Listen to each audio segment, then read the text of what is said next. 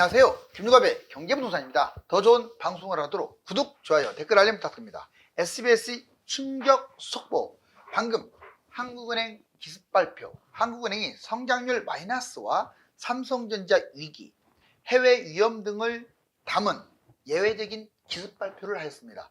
얼마 전에 기준금리 인하와 원인, 효과를 제시하면서 올해 중으로 추가 금리 인하는 없을 것이며 주담대 금리는 오히려 크게 치솟는다는 점과 이로 인한 가계대출이 급감하고 있다는 점을 부각시켰습니다. 문제는 집값 향방인데 하향세가 워낙 거세기 때문에 이러다가 2009년 10년간 집값 폭락이 또 이어질 확률도 높아졌다고 합니다. 유료 상담은 010-2616-6276 제가 직접 메타민과 입지를 전해드립니다. 지금 바로 전화 주십시오. 자, SBS 충격 속보. 방금 한국은행 기습 발표. 정말 기준금리 인하 다음으로 또 이어진 속보네요.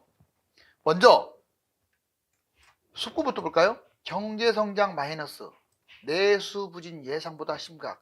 한국은행이 물론 전반적으로 경제 상황도 체크를 하지만 본업인 이 금리 위주로 말을 하는 거지, 삼성전자가 힘들다, 성장률이 어떻다, 이런 부분들이 잘 안 꺼내요.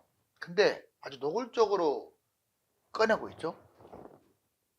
성장률 마이너스, 2분기 경제 성장률 마이너스 2%. 이거 보세요. 아주 심각하지 않나요? 지금 코로나 때도 아니고 코로나 이후입니다. 지금 한참 이제는 경기 회복 단계예요. 그러면 1분기처럼 확 치고 가야 하는데 이게 뭐예요, 마이너스가? 이거 정말 심각한 거예요. 정말 이건 나라 망하는 꼴로 가고 있는 거예요. 이거 완전 정말 아주 심각합니다. 이거. 자, 높은 물가, 금리가 이어지며 소비도 급감. 여러분들 카드가 엄청나게 연체된 거 아시죠? 이제 돌려막기 하는 거예요. 예전에 카드 대란 때보다 더 지금이 심하답니다. 그만큼 일반 서민들이 살기가 팍팍해졌어요. 그러니 소비를 안 하죠. 설비, 건설 투자, 이게 제일 기준이 되는데 아예 급감했어요. 감소가 아니라 급감. 원유 등 수입은 급증. 당연히 원유를 계속 수입해 오니까 이 무역 수지도 좋지가 않겠죠. 소비는 일어나지도 않으면서. 대기업 침몰도 큽니다. 삼성전자 반도체 위기, 저는 이겨낼 것으로 보고 있어요. 얼마든지 이겨낼 것으로 봅니다. 그렇지만 단기적, 지금 창사 이래 한 20년 이래 최대 위기 같아요. 제가 보기에는 혁신, 구조조정 이거 해야 한다고 봐요. 지금 노조가 문제가 아닙니다. 노조가 문제가 아니에요. 지금 삼성이 망하느냐 안 망하느냐 기로예요. SK 커뮤니케이션 매각, 여기 SK도요 지금 커뮤니케이션을 매각하고 계열사 구조조정을 단행하고, 한화 임원 인사 단행하고, LG그룹 임원 인사 예정하고, 이런 모든 것들이 대기업이 지금 살아남기 위해서, 자, 글로벌 경쟁에서 이겨내기 위해서 정말 으쌰으쌰 하는 겁니다. 해외 위험 요인도 도사리고 있어요. 미국은 제조, 고용, 성장, 경기 침체 신호가 계속 이어지고 있습니다. 물론 이번에 고용이 좋아지면서 확률은 좀 낮아졌어요. 중국 경기 침체에 이미 돌입했고 총부양책 지금 어마어마한 돈을 투자했죠, 이번에. 그렇지만 그게 성공할 가능성은 비관적으로 보고 있어요. 전쟁, 러우 전쟁 계속 이어지고 있고, 이 전쟁 확산 직전이고, 자, 한국은행이 지금 이러한 종합적인 기습 발표를 통해서, 자, 이거 한번 보실래요? 경제 성장률 정말로 위험하죠. 0.4, 자, 0.6, 0.8, 0.5 하다가 1.3까지 갔는데 이게 갑자기 뜬금없는 마이너스가 뭡니까? 이건 있을 수 없어요. 지금 3분기 여기서 끌어올려 놓지 못하면 이거 정말 큰일 납니다. 일본처럼 잃어버린 20, 30년으로 간다는, 안 간다는 보장이 없어요. 소비 심리 지수를 보시면 이게 100이거든요. 100. 자, 이 안 좋을 때야 경제 위기라든가 코로나라든가 그런 거였는데, 지금 쭉 떨어졌다가 자 회복했는데 여기서 이렇게 쭉 가야 정상이거든요. 이렇게 이렇게 가거나 아니면 여기 위에서 놀거나. 근데 지금 내려오고 있잖아요. 다시 또 여기에서 0에서 100에서 지금 내려오고 있다는 것은 아주 문제고, 또 하나는 GDP 대비 가계비 보세요. 우리나라가 가계빚이 142.4, 스위스, 호주, 미국, 일본을 압도하고 있죠. 한국은행 기준금리 인하 효과 무려 3년 2개월 만에 인하시켰습니다. 3.5에서 3.25로. 한국은행 38개월 만에 0.25% 금리 인하했죠. 자, 3.5가 3.25로 낮아졌는데 미국 기준금리 5.0으로 내려왔으니까 1.75 차이로 좁혀진 거죠. 금리 인하의 원인, 지금 전반적으로 소비, 투자 주체들 높은 이자 부담 때문에 소비가 사라져 버렸어요. 오히려 소비 사라진 건 괜찮은데 카드 대란이 일어날 만큼 카드 연체가 심각합니다. 미국, 유럽 등 주요 국가 금리 인하 추세. 지금 다른 나라도 금리 인하하니까 우리나라도 어느 정도 발맞춰야겠죠. 소비자 물가도 8월달 2.0이 9월달 1.6으로 크게 낮아졌어요. 금리 인하로 인한 효과도 있습니다. 가계 기업 연간 이자 부담이 약 6조 원 정도 줄어들어요. 가구당, 여러분들 한 가구당 25만 원 정도 이자 감소 효과가 있습니다. 경기, 소비 회복, 주식 또는 부동산은 올라갈 가능성이 크겠죠. 상승 효과. 이러한 세 가지 기준금리로 인한 효과가 있는데, 자, 문제는 이거예요. 은행 금리 폭탄, DSR, 스트레스 DSR하고 그 다음에 가상금리 이런 부분들, 그리고 금리 인하, 시중은행이 금리를 인하하는 것을 지금 정부가 압박하고 있잖아요. 인하하지 말라고. 왜? 대출을 줄여야 하니까. 여기 보시면 4대 은행 주담대 금리가 오히려 올라갔어요. 2.9에서 3.8로 역주행. 이거 말이 되나요? 주담대 금리가 올랐고요. 2025년에 추가 인하하겠답니다. 미국처럼 올해 중으로 또 인하하는 게 아니라 기준금리 인하를 내년에는 하겠대요. 가계대출 급감. 다행히 전세대출, 집단대출 아예 중단해버리고 주담대를 대폭 줄이는 바람에 가계대출이 마이너스로 이제 전환됐어요. 고무적인 현상이네요. 볼까요? 자, 한국은행 기준금리 인하, 시중은행은 오히려 인상하고 있어요. 이거 엇박자나고 있는데 글쎄 이해는 갑니다. 대출이 계속 늘어나면 큰일 나니까. 하지만 이건 아니라고 봐. 이건 아닌 것 같아요. 아니요, 기준금리가 내려가는데 무슨 시중은행 먹여 살릴 일 있습니까? 금리 계속 올리고 진작도 서두르지. 6월 달에 2.94, 4.95. 자, 하단과 상단이 이랬는데 10월 달 3.81, 5.73. 세상에. 어떻게 6월 달보다 10월 달이 금리가 더 높아요? 스트레스 DSR 등 가상금리가 여러 차례 인상됐기 때문에 이런 결과가 나온 거죠. 2025년에나 추가 인하하겠다. 24년 추가 인하 예고 지금 없어요. 현재로서는. 25년 상반기 2에서 3회 내년에나 그것도 2번, 3번 내리겠다. 물론 이게 선언한다고 맞는 건 아니에요. 그렇지만 예정대로 이렇게 한다면 우리나라 금리를 찔끔 내리겠다는 건데, 그러면 소상공인 다 죽으라고요? 미국이 금리를 얼마만큼 내리느냐, 우리나라 부채가 얼마만큼 줄어드느냐, 집값이 얼마만큼 안정화되느냐, 이게 한국은행이 기준금리를 설정하는 가장 핵심 요인이 될 것 같아요.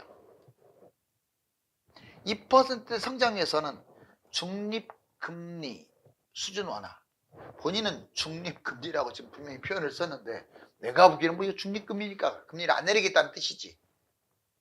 여튼 너무 많이 내려도 안 되고 너무 조금 내려도 안 되는 거예요.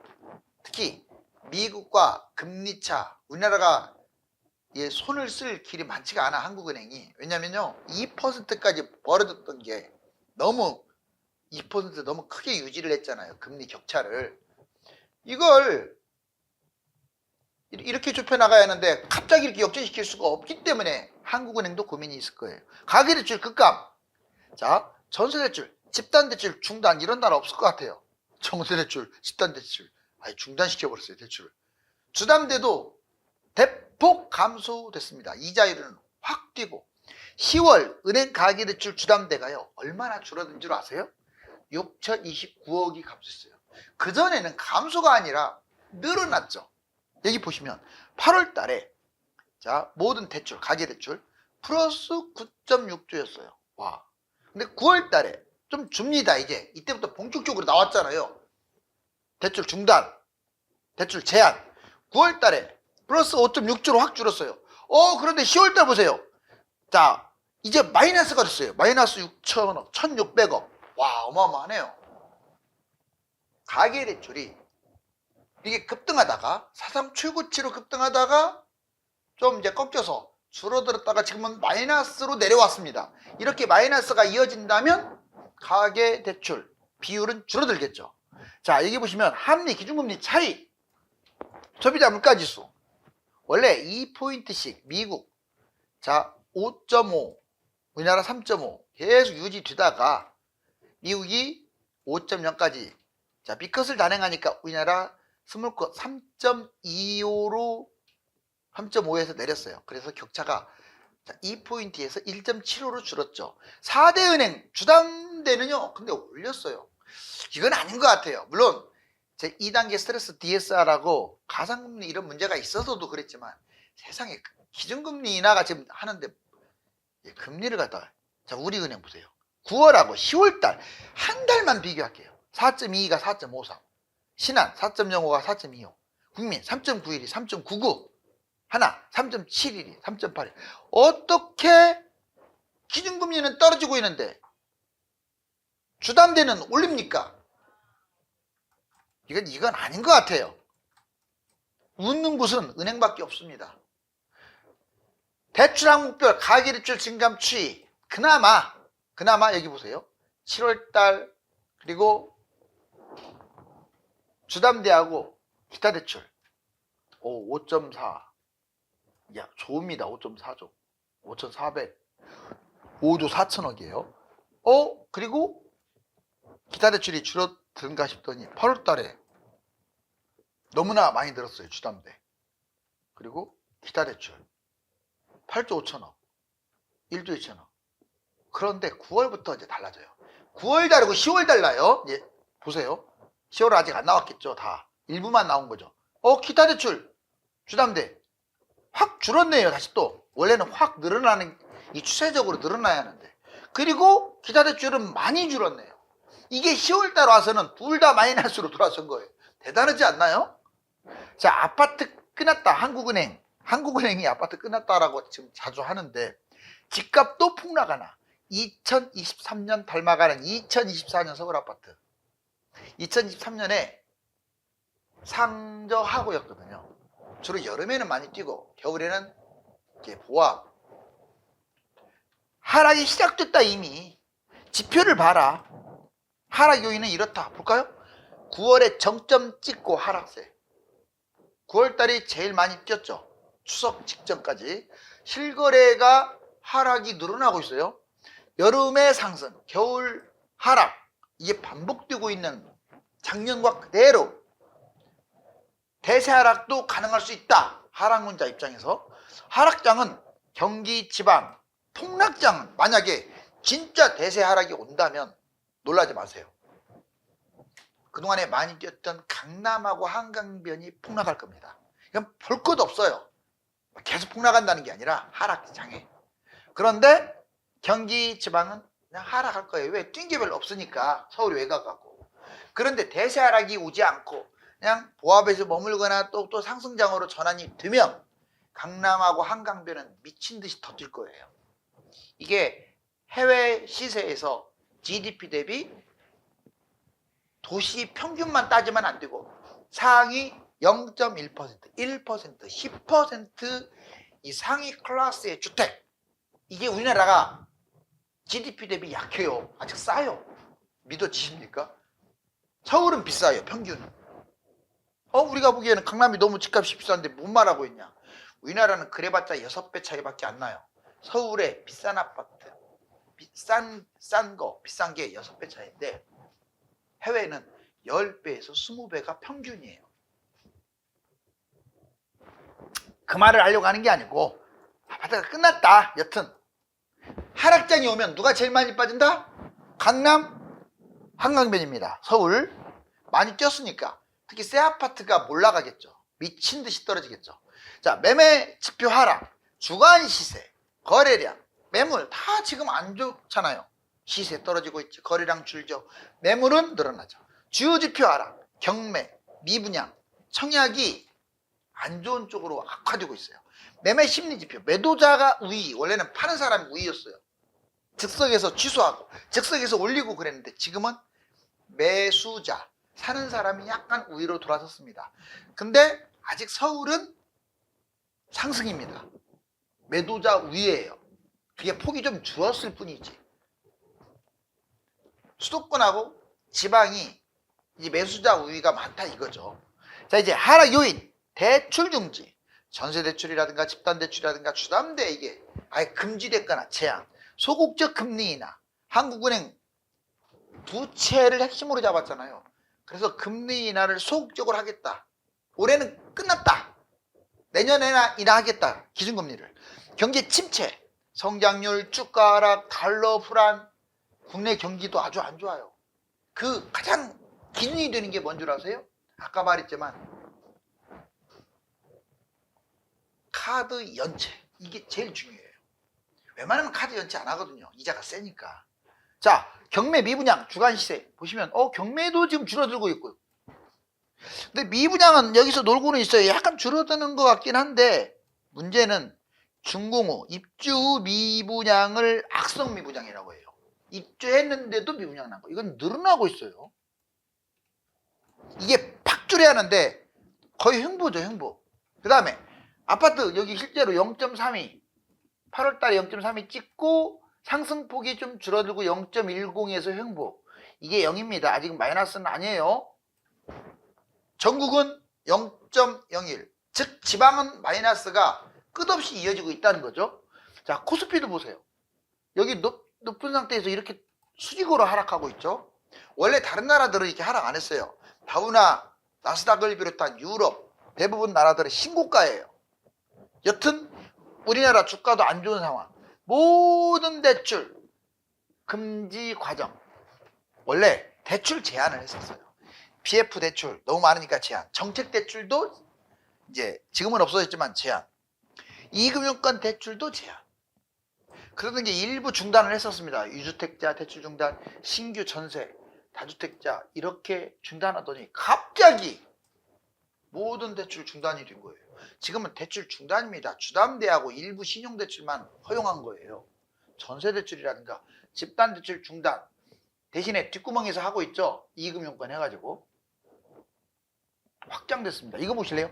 폭락장에 이거 한번 우리가 새겨보자고요.